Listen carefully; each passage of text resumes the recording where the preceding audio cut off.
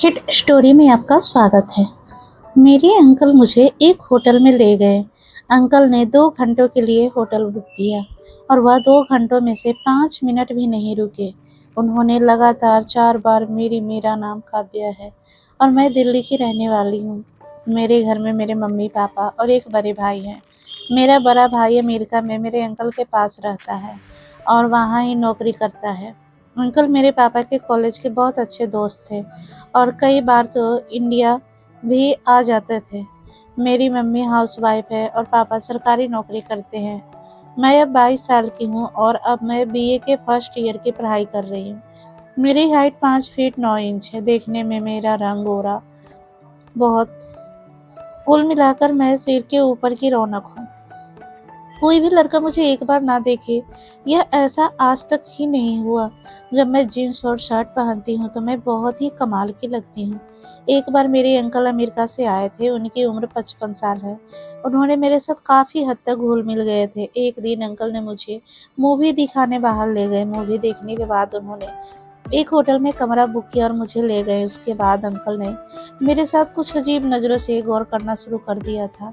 फिर एक दिन अंकल ने मुझे मूवी दिखाने के बहाने ले गए। मूवी देखने के बाद उन्होंने एक होटल में कमरा बुक किया और मुझे ले गए। उसके बाद अंकल ने मेरे साथ कुछ अजीब नज़रों से गौर करना शुरू कर दिया था।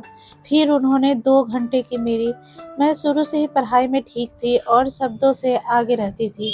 कभी भी मेरा किसी लड़के के साथ चक्कर नहीं चलता था, लेकिन हाँ, लड़के मेरे पर ज़रूर कोशिश करते थे। मेरे आगे पीछे घूमते फिरते रहते थे, लेकिन मैं उन्हें इग्नोर ही करती थी। यह कहानी असल में तब शुरू होती है जब मेरे अमेरिका वाले अंकल इंडिया वापस आते हैं।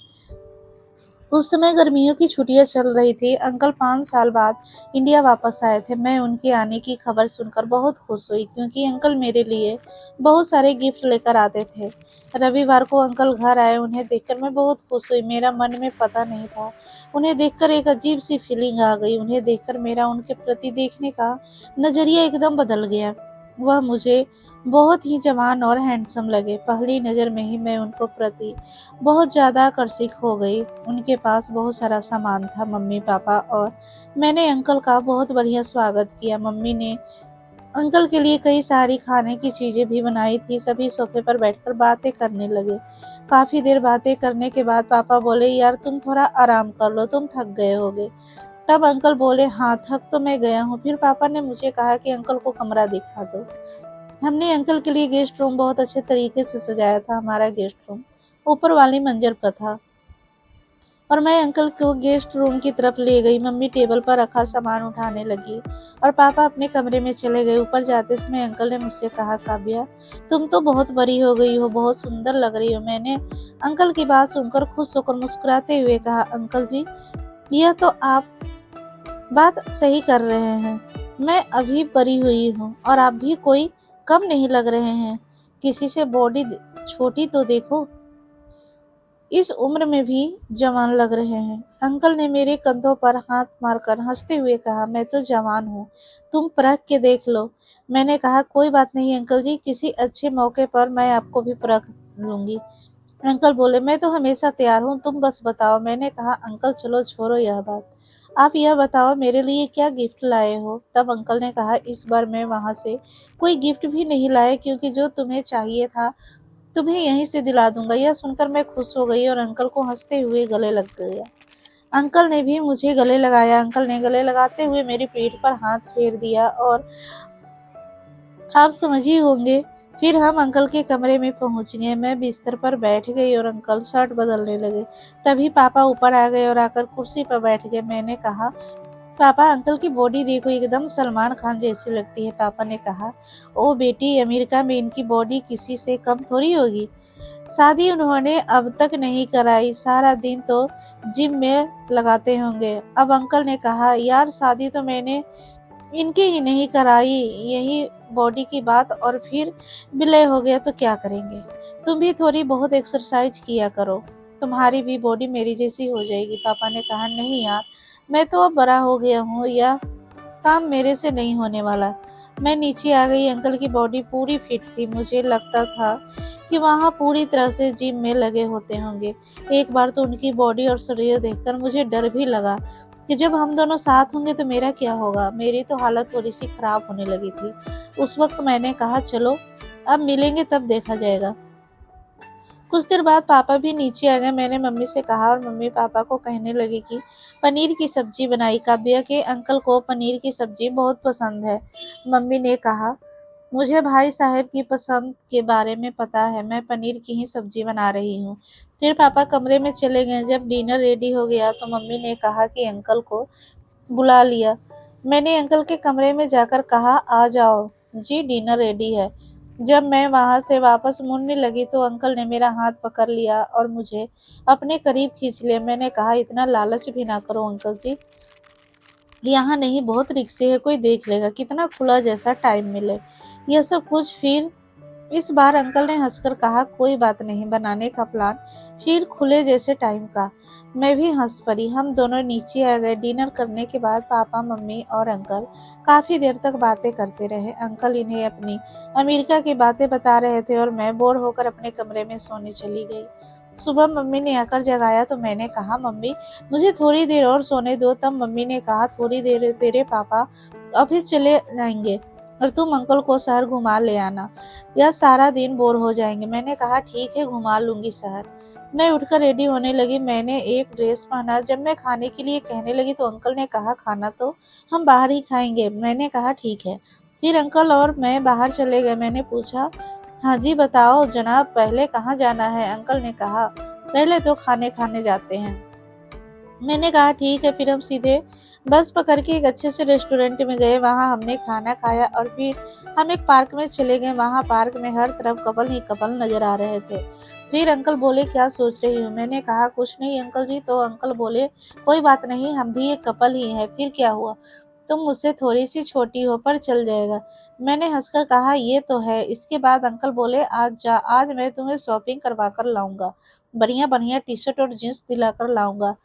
हम एक बड़े से मॉल में गए। वहां अंकल ने मुझे कहा जो तुम्हें बढ़िया लगती है वह खरीद लो। मैंने टी शर्ट और जीन्स सिलेक्ट की, चेंज करके भी देखी, सारे मुझे पसंद आ रही थी। मैंने उन सब में बहुत सी खूबसूरत लग रही थी।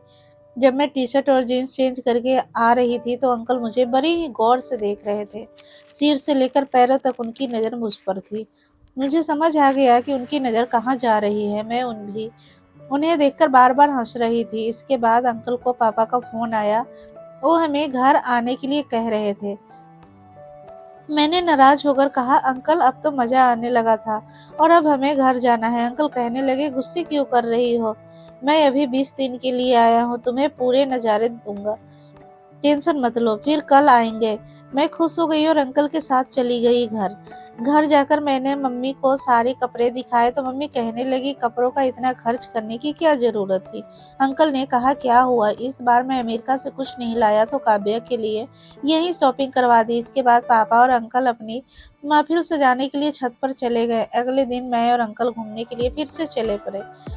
आज हम एक बढ़िया सी मूवी देखने गए। जब हम मूवी देख रहे थे तो अंकल बहाने से जब अंत वाला सीन आता है तो मेरे गले में अपनी बाहें डाल लेते और मेरे हाथों पर हाथ फेरते रहते। मुझे अंकल का ऐसा करना बहुत अच्छा लग रहा था। मुझे अंकल के साथ बहुत अच्छा फील हो रहा था। ऐसा लग रहा था जैसे अपना अपना जुड़ाव हो रहा है। इसके बाद अंकल मुझे होटल में ले गए। मैंने पूछा होटल में क्यों जा रहे हैं, तो वो बोले तुम ही तो कह रही थी कि खुला जैसा टाइम मिलना चाहिए, फिर खुला समय तो होटल में ही मिलेगा और हमें थोड़ा सा टाइम भी मिलेगा। मैंने कहा अंकल जी आप प्लान बहुत बढ़िया बनाते हो, कोई भी शक नहीं करेगा कि हम घूमने गए हैं। मैंने हंसते हुए कहा अंकल जी आप बहुत होशियार हो। अंकल बोले चल अब टाइम वेस्ट ना करे। हम एक अच्छे से होटल में पहुंचे और एक कमरा बुक किया। कमरा बहुत बड़ा था और वहाँ एक एसी भी थी। बेड पूरा आरामदायक था। वहाँ बैठकर बहुत अच्छा लग रहा था। इसके बाद अंकल ने एक पिज्ज़ा और 2 कोल्ड ड्रिंक ऑर्डर की। पिज्ज़ा खाने के बाद अंकल ने मेरी बातें सुनते हुए कहा अब मूड ठीक है काबिया। मैंने कहा अंकल जी मेरा मूड तो पहले दिन से ही ठीक है, अब जब से आपको देखा है, बस अब देर ना करो, जल्दी जल्दी जो करना है शुरू करो। इसके बाद अंकल ने बिना देरी किए जो करना था वो शुरू कर दिया। अंकल वास्तव में बहुत फिट थे, उनमें बहुत ताकत थी। हम होटल में 2 घंटे ही रुके थे और उन 2 घंटों में अंकल ने 5 मिनट भी आराम नहीं किया। मुझे नहीं पता उन्होंने क्या खाया था, मेरी हालत तो ऐसी थी कि मैं क्या बताऊं। बहुत बुरा लग रहा था। अंकल ने मुझे बोलने लायक नहीं छोड़ा। मन ही मन में अंकल को ऊंची ऊंची बातें बता रही थी, पर बात करने से ज्यादा मुझे आनंद आ रहा था। सब कुछ क्लियर होने के बाद हम घर चले गए। इसके बाद तो हमारा घर में ही चलता रहता था। अंकल चोरी चोरी रात को मेरे कमरे में आ जाते थे। कभी कभी मैं उनके कमरे में चली जाती थी। कोई भी दिन ऐसा नहीं था जिस दिन मैं या अंकल मेरे कमरे में नहीं आते थे। मैंने उनके साथ 20 दिन बहुत अच्छे गुजारे। 20 दिन अंकल के साथ कैसे बीत गए पता ही नहीं चला। हमने बहुत आनंद लिया। मुझे अंकल के साथ बहुत अच्छा लग रहा था और यह दिन मैं कभी नहीं भूलूंगी। तो दोस्तों, उम्मीद करती हूँ कि आपको यह कहानी पसंद आई होगी। अंकल के भारत में रहने के आखिरी कुछ दिन बहुत ही भावुक और रोमांचक थे।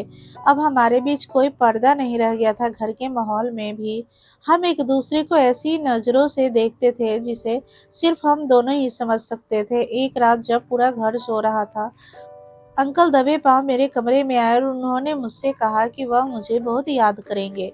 उस रात हमने घंटों बातें की और भविष्य की योजनाएं बनाई। अंकल ने मुझसे वादा किया कि अब हर साल भारत आएंगे और शायद अगली बार मुझे भी कुछ समय के लिए अमेरिका बुलाने का रास्ता निकालेंगे। मुझे उनकी फिटनेस और उनकी ऊर्जा से इतना लगाव हो गया था कि उनके बिना रहने का ख्याल ही मुझे बेचैन कर रहा था। उसने उस रात को अपनी यादों में कैद कर लिया, यह जानते हुए कि अगले दिन उन्हें एयरपोर्ट के लिए निकलना है। अगली सुबह जब अंकल की विदाई का समय आया तो घर का माहौल काफी भारी था। मम्मी पापा भावुक थे, लेकिन मेरी आंखों में जो आंसू थे उनका मतलब कुछ और ही था।